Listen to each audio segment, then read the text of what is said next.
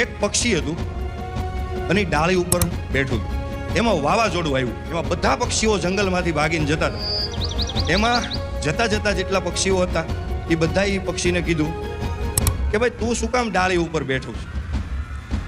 આ વાવાઝોડું આવશે, મરી જઈશ. તું આ ડાળી ઉપરથી નીકળ અને ભાગ. એ પક્ષીએ બે જવાબ આપ્યા કે ડાળી ઉપર હું એટલા માટે છું કે કદાચ બહુ વાવાઝોડું આવે, હજી તો થોડીક ઝપટ બોલાવી છે, પણ કદાચ બહુ આવે તો મારી પાસે પાંખ છે એટલે હું ઉડી શકું છું. અને બીજી વાત કે કદાચ મારી સમયે પાંખ પણ કામ ન આપે તો જરૂરી થોડું છે કે જંગલની અંદર હું જે ડાળી ઉપર બેઠું છું એ ડાળી તૂટી જાય તો બધી તૂટી જાય. મૂંઝાવું નહીં, કારણ કે એ ડાળી તૂટી જાય તો જરૂરી નથી. ડાળીઓ બહુ બધી હોય છે. આખું જંગલ પડ્યું છે તમારી પાસે, આખું જંગલ પડેલું છે.